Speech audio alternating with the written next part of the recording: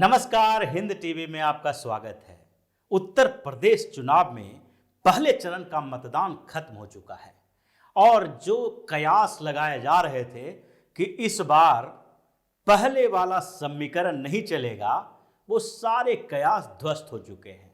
राकेश टिकैत मुंह छुपाकर भागते फिरेंगे जब परिणाम आएगा, क्योंकि राकेश टिकैत ने ही कहा था कि पश्चिम उत्तर प्रदेश में इस बार भारतीय जनता पार्टी का पुराना ध्रुवीकरण नहीं चलेगा। पुराना ध्रुवीकरण मतलब कि जाट अब भारतीय जनता पार्टी को एकजुट होकर वोट नहीं देंगे, बल्कि नए ध्रुवीकरण। इसका मतलब है कि जाट अब किसान आंदोलन के कारण जो भारतीय जनता पार्टी के खिलाफ गुस्सा हुआ था, उसके कारण अब जाट लोग भारतीय जनता पार्टी के खिलाफ वोट देंगे।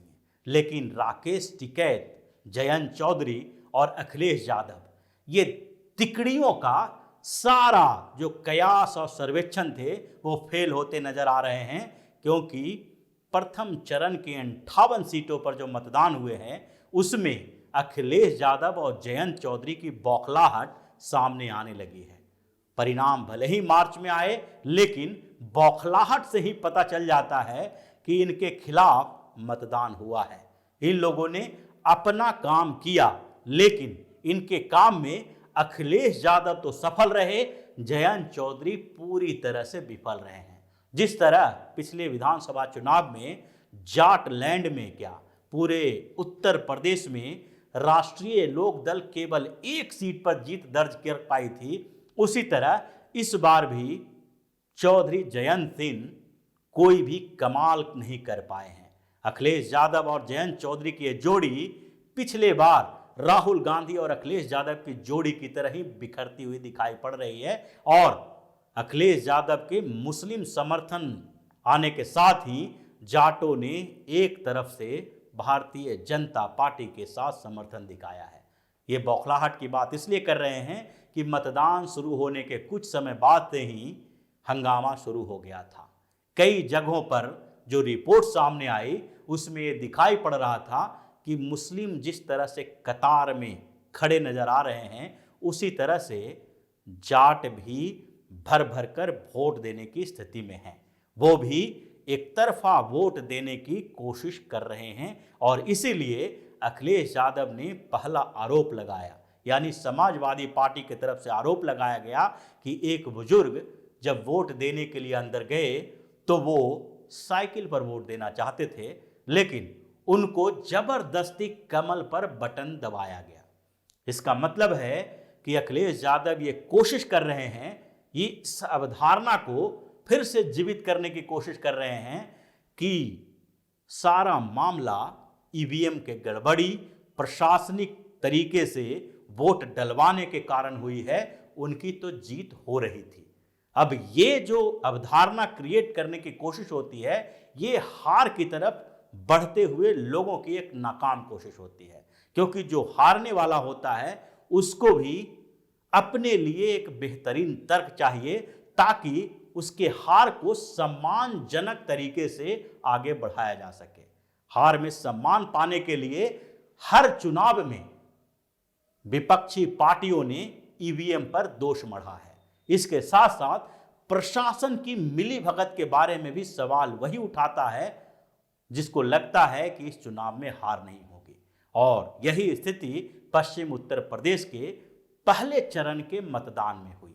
पहले चरण के मतदान में 58 सीटों पर जो वोट किए गए, उसमें से पिछले बार भी 53 सीटों पर भारतीय जनता पार्टी की जीत हुई थी। और भारतीय जनता पार्टी जाटलैंड में जाटों का लगातार समर्थन लेता रहा था। जिस तरह से 2012 के चुनाव में अगर देखें तो केवल 7% जाटों ने भाजपा का समर्थन किया था, वहीं 2014 का चुनाव आते आते भारतीय जनता पार्टी को 77 यानी 77% जाटों का समर्थन मिला, और 2017 के चुनाव में 89% जाटों ने भारतीय जनता पार्टी को वोट दिया था। और यही नहीं, जब 2019 का लोकसभा चुनाव आया तो उस समय भी पूरा जाटलैंड भारतीय जनता पार्टी की तरफ जाता हुआ दिखाई पड़ा था। और जाटों ने 91% वोट दिए थे भारतीय जनता पार्टी को। यानी कि 91% वोट का मतलब है कि पूरा का पूरा जाटों का वोट भाजपा की तरफ गया।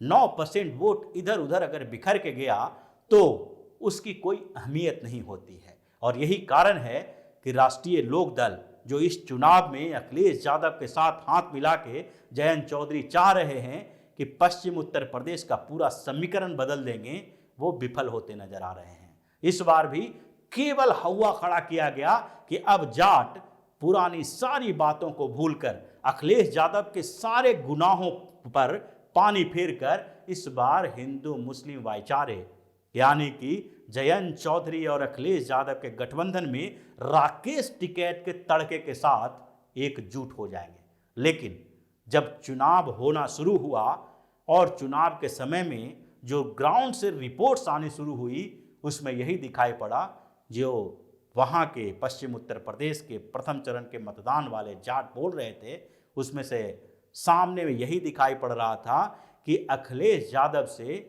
नाराजगी के चलते जयंत चौधरी को भी उनका वोट नहीं मिल रहा है। अगर जयंत चौधरी इस चुनाव में अकेले लड़ते या फिर भारतीय जनता पार्टी के साथ गठबंधन करके लड़ते तो उनकी 90% सीटें सिक्योर हो सकती थी। 90% की बात इसलिए कर रहे हैं कि अगर 20 सीटों पर वो चुनाव लड़ते तो 18 सीटों पर जीत होती अगर भारतीय जनता पार्टी के साथ उनका गठबंधन होता, क्योंकि ये स्थिति 2012 में देख चुके हैं।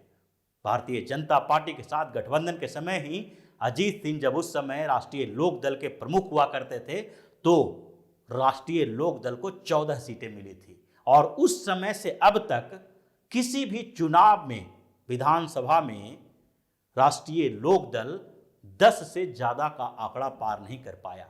यह सिर्फ भारतीय जनता पार्टी के साथ गठबंधन के समय में ही हो पाया था और वो स्थिति फिर से दोहराई जाएगी। 2017 में जैसे एक सीट पर आरएलडी सिमट गई थी, उसी तरह से जो 58 सीटों पर चुनाव हुए हैं उसमें 50 से ज्यादा सीटें इस बार भी भाजपा को मिलने वाली है। हालांकि पिछली बार 53 सीटें मिली थी तो 50 से 55 के बीच कहीं भी भारतीय जनता पार्टी का आंकड़ा रुक सकता है। लेकिन जो स्थितियां बदली है वो अचानक से बदली है, क्योंकि मीडिया रिपोर्ट्स पहले के जो थे उसमें बार बार ये दिखाने की कोशिश किया जा रहा था कि भारतीय जनता पार्टी इस बार पश्चिम उत्तर प्रदेश में वो कमाल नहीं कर पाएगी।